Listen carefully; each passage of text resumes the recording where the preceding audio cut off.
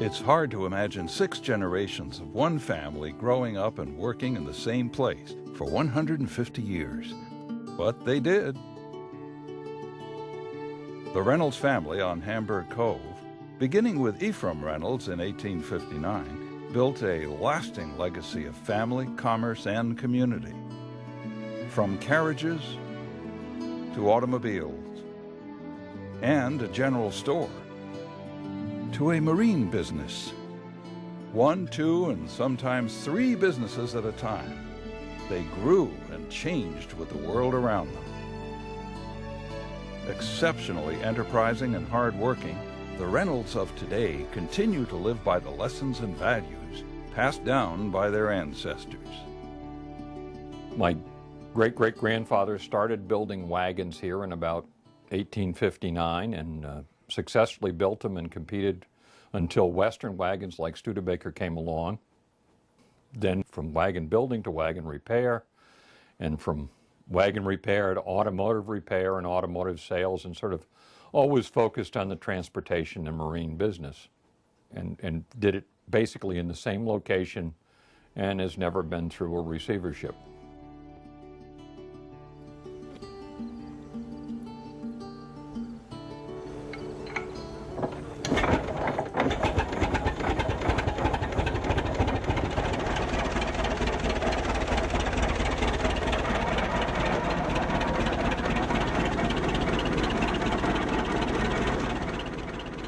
My grandfather taught me to be more cautious than I sometimes should have been.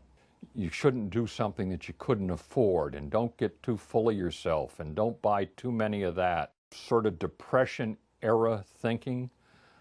I can remember my grandfather one day came into the showroom and we had a Rover sedan. It was a 1969 Rover 2000 automatic.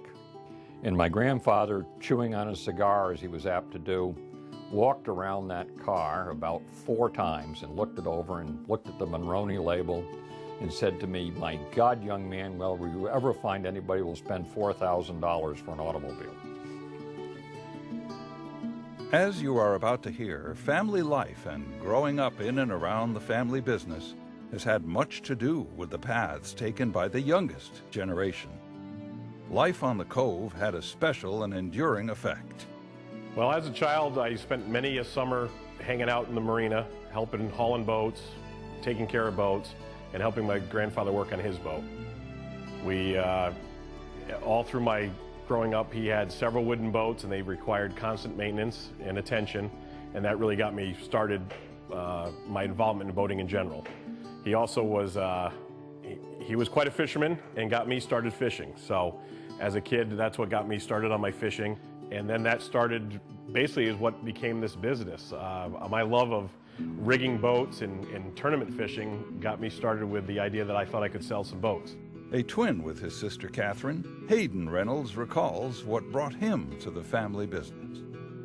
Oh, well, way back when it used to be come down, and my mom thought I would be rolling in the oil, but I was really actually helping change oil and change tires and do a little bit to, I thought I was helping the guys, probably I was getting in their way, but I had fun doing it and sweeping the floor. And I remember a few times when I'd come home, my mother questioned whether I was rolling around in the oil just to get dirty or if I actually did anything down here, because my father would catch heck about it because my mom would think, "What did you have him doing today?" And I was just a kid playing with tires and oil, and half of it probably splashed on me and on the ground and vice versa. But it certainly was a great foundation for growing up in the business, because now when someone asks about a service question and stuff, I have enough of a grasp on most of that stuff, and I still do a little bit here and there, but I took more a liking to the sales end of it, so that's kind of where I ended up today in the sales department. One of the things when I did decide to come join the family business was that I really liked the idea of carrying on a family tradition. And my education is in horticulture, which is completely not related to the automobile business. I thought about actually starting my own business in horticulture, but my father and I had a long discussion about it, and he said, "You know, there's room to grow here at the family business. Why don't you come join us?" And I thought about it and I agreed to, and I started out in service, and I love service because I got to talk to people, and I love people. I'm a people person. And I treated people with the same respect that I would want to be treated wherever I go.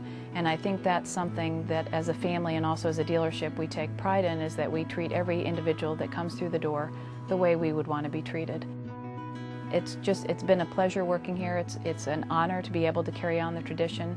And when I told my grandfather that I'd be joining the family business, I don't think he could have been prouder that day. And he, I think, was very excited that for once one of the girls did want to become involved with the business. And I think kudos to my father too, because he grew the business to what it is today. And we now employ 24 full-time employees.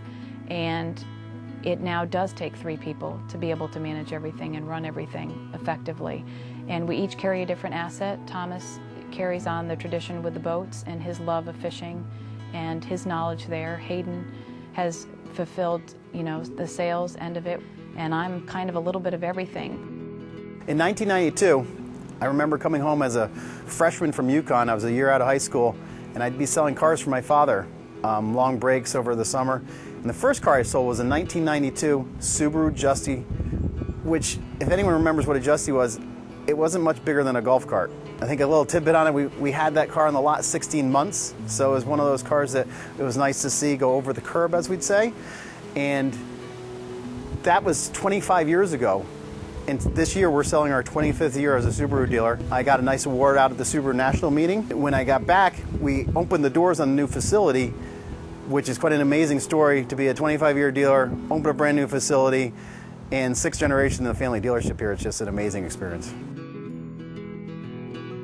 Just as with the Reynolds of past generations, this one is passionate about the history, preservation, and future of their legacy and Hamburg Cove. The future is always a tough thing to predict, but one of the things that I think my father and my grandfather, that I probably learned from them, is that all I'd like to do is leave the opportunity for the next generations to carry on the tradition if they want to.